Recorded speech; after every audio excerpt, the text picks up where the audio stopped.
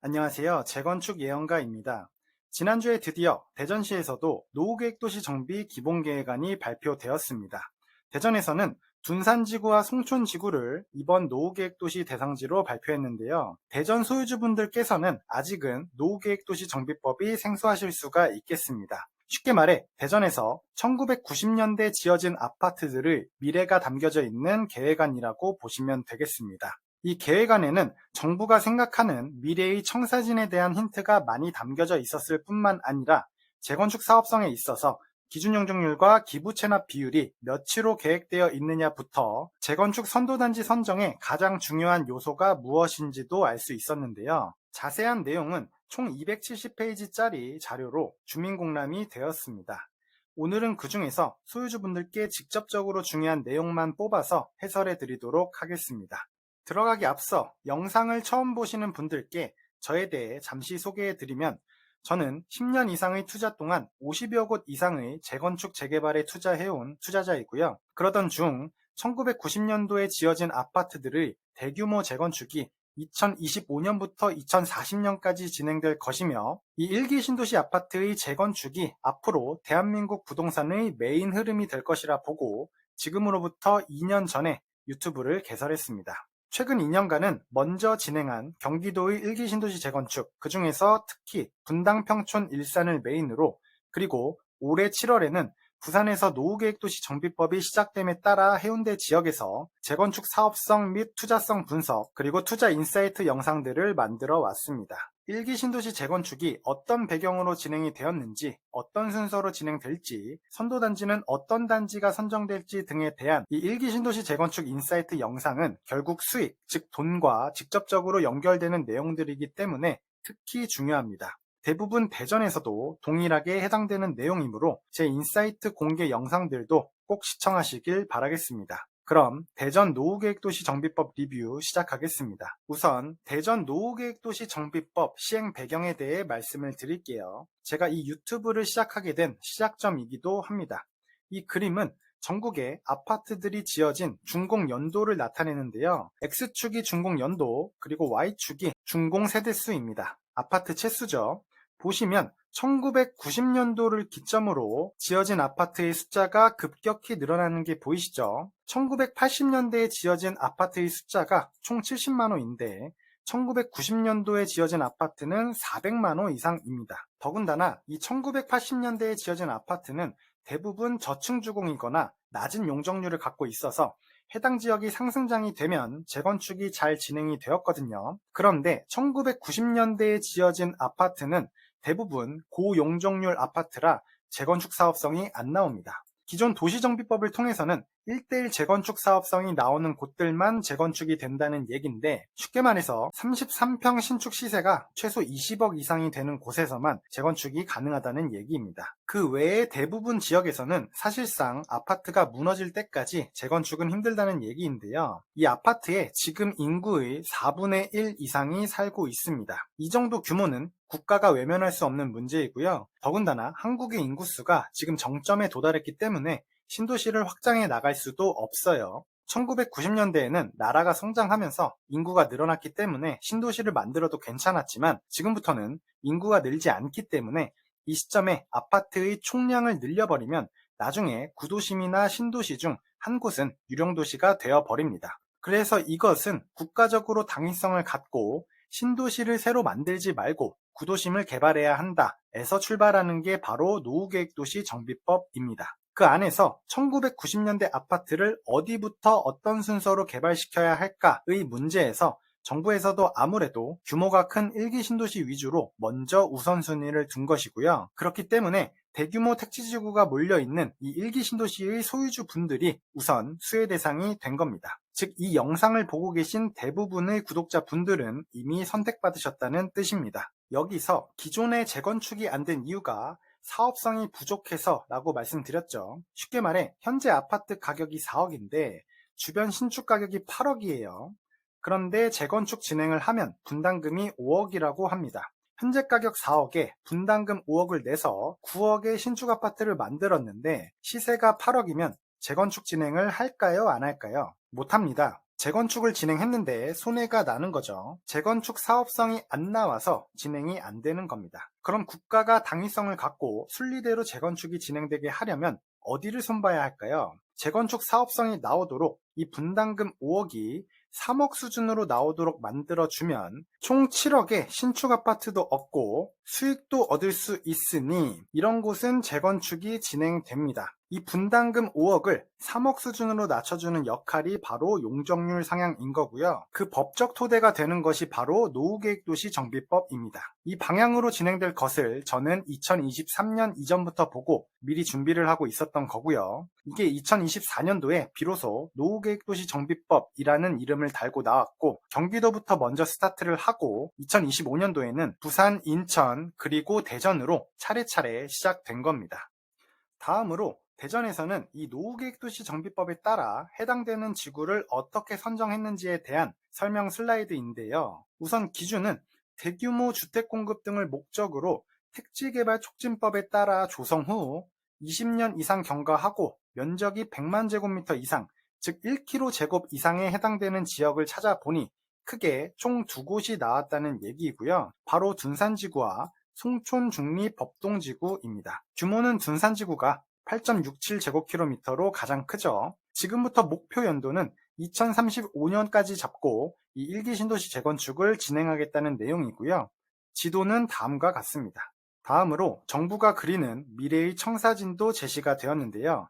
둔산지구의 경우에는 키워드가 다핵형 복합 중심지로서 공간구조를 개편해서 업무, 주거, 문화, 복지가 상호 연계되도록 개발할 계획이라고 합니다. 이런 청사진은 지역마다 비슷한 컨셉으로 방향을 잡고 있으며 이런 방향으로 준비하고 있다 정도로만 보시면 될 것 같네요. 시간 있으신 분들은 이 270페이지짜리 자료 한번 읽어보시는 것도 좋을 것 같습니다.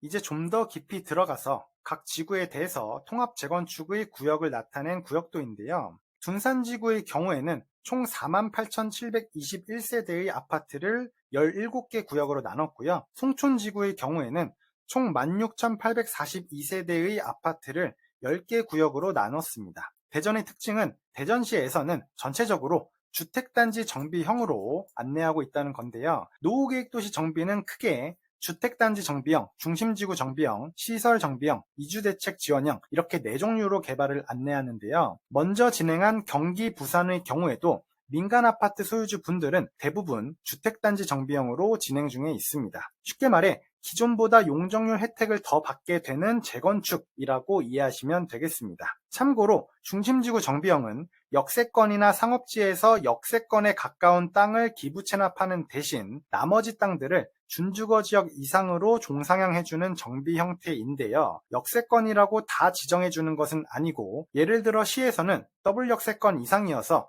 대중교통 복합 환승센터를 지을 필요가 있다거나 혹은 상업 업무지구를 만들 필요성이 있을 때 등에 한해서만 선정하는 편입니다. 그래서 대전의 대부분의 구역에서는 시에서 안내하는 대로 주택단지 정비형으로 재건축을 준비하시면 되겠습니다. 다음으로 또 중요한 게 선도지구 선정 방법 및 선정 기준인데요. 주민동의 70점, 정주환경 개선의 시급성 10점, 도시기능 활성화 10점, 정비사업 추진의 파급효과 10점 배점인데요. 결론부터 얘기하면 선도지구 선정의 가장 중요한 것은 바로 동의율입니다.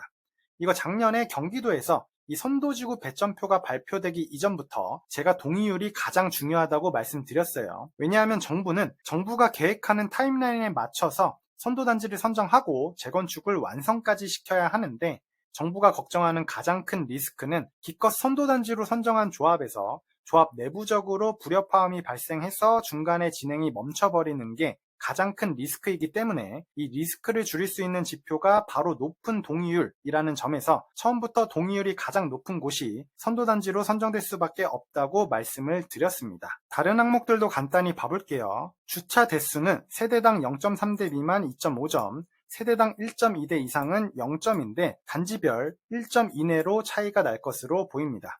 소방활동 불편성은 대체로 비슷한 점수가 나올 거고요. 건축물의 연령도 서로 큰 차이가 안 나서 1점 이내로 차이가 날 것이라 보고 복리시설 면적도 마찬가지로 1, 2점 이내로 차이가 날 것이라 정주환경 개선의 시급성 항목에서는 단지별 2, 3점 이내로 차이가 날 것으로 봅니다.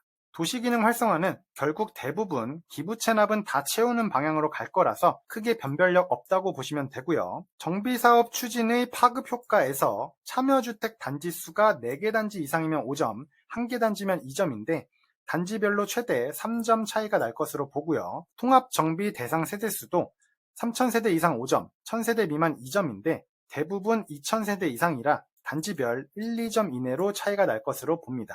참고로 이 정비사업 추진의 파급효과 항목에서는 통합단지가 적을수록 그리고 세대수가 작을수록 상대적으로 점수가 낮게 부여돼서 해당되는 소유주분들이 불만이 많으실 수 있는데요. 사실은 통합단지 수가 적을수록 그리고 세대수가 작을수록 동의율 모으는 건 상대적으로 쉽습니다. 시에서는 이 밸런스를 맞춰준 것이라 이해하면 되고요. 결국 정비사업의 파급효과는 단지별로 2, 3점 정도 차이가 발생하겠지만 그만큼 동의율 점수 쪽에서 보완받기 때문에 크게는 차이 없다고 이해하시면 되겠습니다. 자, 그럼 이 2번, 3번, 4번 항목은 결과적으로 5점 이내로 영향을 줄 것으로 보이는데요. 주민 동의율 배점은 총 70점이죠. 말 그대로 동의율에 따라서 단지별로 40, 50점도 차이가 발생하는 항목입니다. 정부에서는 선도단지 일정을 맞추기 위해서 동의율을 가장 중요하게 본다고 말씀드렸죠. 이 중요도가 반영된 배점표라고 보시면 됩니다. 결국 주민 동의율이 당락을 가를 거라고 보시면 되고요. 제가 2024년도 경기도와 2025년도 부산의 선도단지 공모를 지켜본 경험상 대전에서도 마찬가지로 동의율이 90% 이상이면서 기부 체납하는 것에 열려있는 분위기인 단지라면 선도단지로 선정된다고 보시면 되겠습니다. 이게 90% 동의율을 이렇게 단기간 동안 모으는 게 굉장히 어려운 일인데요. 놀랍게도 작년 경기도 선도단지에서 90% 이상을 모아온 단지가 몇 곳 있었고 올해 부산에서도 90%에 근접한 단지가 있어서 목표는 이 정도로 두시면 되겠고요. 물론 모두가 동의율 올리는데 어려움을 겪는다면 80% 수준에서도 선도단지로 선정될 수가 있겠습니다. 그리고 선도단지 선정 물량은 둔산지구의 경우 5,000호에서 최대 7,500호라고 안내가 되어 있으니 적으면 2구역, 많으면 3구역이 선정될 것으로 보입니다.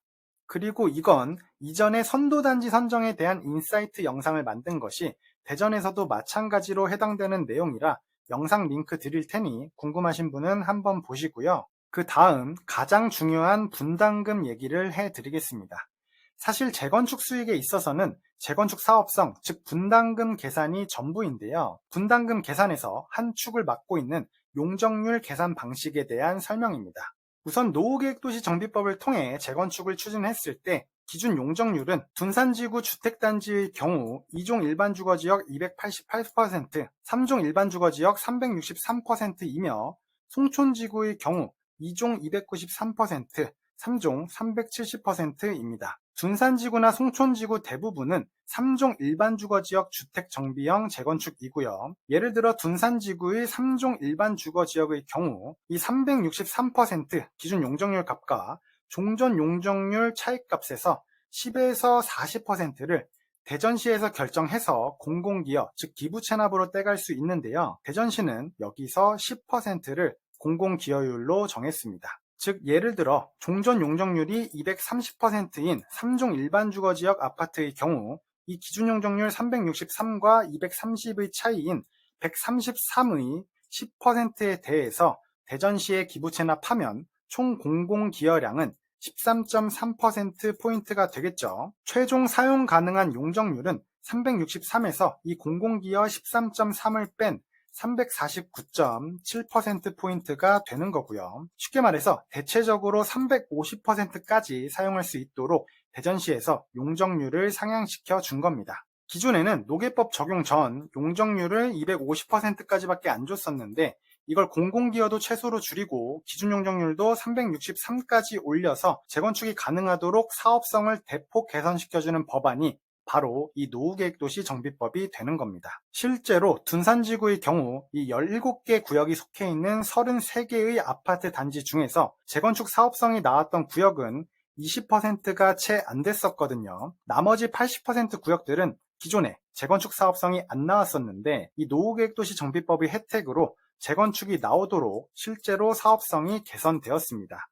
이 노후계획도시 정비법으로 대전에서는 이 1기 신도시에 해당하는 지역들, 그 중에서도 이 둔산지구가 가장 큰 수혜를 받았다고 보시면 되겠습니다. 그럼 이 법안을 통해 둔산지구 주민분들이 얼마의 수혜를 받는지 간단히 분담금을 계산해 볼까요? 둔산지구 샘머리 2단지 아파트의 30평대 전용 84 매물을 보시면 대지지분 38.0714제곱미터에 현재 용적률 258% 3종 일반 주거지역인 단지인데요. 현재 노계법 적용 전 도정법 기준으로 재건축 후 33평 평형 신청하는 경우 분담금은 5억 원 수준이고요. 만약 이 노후계획도시 정비법을 통해서 33평 평형 신청 시 분담금은 약 3억 5천만 원입니다. 즉 종전 33평 기준 노후계획도시 정비법을 통해 약 1억 5천만 원의 사업성 개선 폭을 정부가 만들어 준 거고요. 그럼 현재 아파트 가격 4억 5천만 원에 분담금 3억 5천만 원을 더해서 약 8억 원에 33평 신축 대단지 아파트를 취득했다고 보시면 되고, 현재 기준 이 자리에 신축 아파트 대단지가 들어서면 시세가 최소 9억 이상은 할 것이기 때문에 이 법안을 통해 이제부터는 재건축 사업성이 나오게 됐다라고 보시면 됩니다. 노계법이 아니었다면 현재 가격 4억 5천만 원에 33평 분담금 5억 원을 더하면 9억 5천만 원인데, 신축 가격이 9억 초반이라면 재건축을 해봐야 손해가 나니까 재건축 진행이 안 됐던 거고요. 이걸 재건축 사업성이 안 나온다고 말하는 것입니다. 이렇게 재건축 사업성이 안 나오던 곳을 나오게 만들어주는 게 바로 노후계획도시 정비법이고요. 대전도 이제 상승장에 들어가게 될 건데요. 이 신축 가격 또한 오르면서 추진이 더 잘 된다고 보시면 되겠습니다. 자, 그리고 여기서 분담금 계산을 어떻게 했는지 많이들 물어보시는데요. 저는 이거 계산하는데 2분도 안 걸리거든요. 제가 보니까 시중에 나와 있는 책이나 강의에서는 재건축 사업성 평가가 너무 복잡하고 이해가 어려워서 제가 직접 대한민국에서 가장 퀄리티 있고 이해가 쉬운 강의 영상을 직접 만들었습니다. 회원분들도 5분 안에 재건축 사업성 평가 및 분담금 계산이 가능하게 만들었고요. 이를 통해 내가 가진 투자금 기준 가장 수익이 높을 아파트를 직접 찾을 수 있도록 만든 강의입니다. 재건축 투자에 있어서 재건축 사업성 분석이 왜 가장 중요하냐면, 예를 들어서 실제로 경기도 분당에서는 바로 옆에 붙어있는 단지 A, B단지가 이렇게 있어요. 서로 100m도 안 떨어져 있거든요. 현재 가격은 15억이고요. 완성 시 신축 가격은 둘 다 20억입니다. 둘의 입지에 차이는 없으니까요. 그런데 한 곳은 분담금이 5억이고 한 곳은 환급금이 3억이에요. 실제로 이런 단지가 있습니다. 그럼 기껏 재건축 진행했더니 A는 신축 총 취득가액이 20억이니까 재건축을 완성했음에도 불구하고 수익이 0원이죠. 반면에 B단지는 33평을 12억 원에 취득한 것과 같은데 시세가 20억이니까 수익이 8억 원인 거고요. 분담금 계산할 줄을 몰라서 A단지를 매수해버리면 상대적인 손실 8억 원을 얻는 거예요. 이거 실제로 분당에서 있는 케이스라 제가 회원분들께는 A단지 절대 사지 말고 B단지 사셔야 한다고 여러 번 얘기 드렸습니다. 실제로 둔산지구에서도 현재 가격은 5억 원인데 어느 곳은 분담금이 4억인데 비해 어느 곳은 1억 원대거든요. 완성 시 신축 예상 가격은 서로 비슷하고요. 어느 곳을 매수했느냐에 따라 벌써 예상 수익이 3억 가까이 벌어지는 겁니다. 일반 아파트를 매입하실 때는 보유자금 기준 입지를 보고 매수하시면 됐지만 재건축에서는 반드시 사업성을 분석하셔서 매수해야겠습니다. 강의 후기도 남겨놓았으니 궁금하신 분들은 잠시 멈춰서 보시고요. 정말 잘 만든 재건축 사업성 평가 강의이니 투자하실 분들은 꼭 수강하시길 바라겠습니다. 오늘은 대전시 노후계획도시 정비법에 대해 리뷰했습니다. 경기도에서는 노계법의 대장주가 분당이고 부산에서는 해운대이며 인천에서는 연수지구입니다. 대전에서는 어디일까요? 바로 둔산지구입니다. 대전 부동산 투자에 있어서 앞으로 10년간은 이 둔산지구를 필두로 1기 신도시 재건축에 주목하셔야 하고요. 다음번 유튜브 영상에서는 이 노계법 대상 아파트들 중 특정 아파트 단지를 선정해서 이렇게 해당 아파트의 노계법 기준 재건축 사업성 평가에 대해 리뷰해 드리도록 하겠습니다. 댓글로 궁금하신 아파트 단지 남겨주시면 대상지 선정에 참고하도록 하겠습니다. 영상 시청해 주셔서 감사합니다.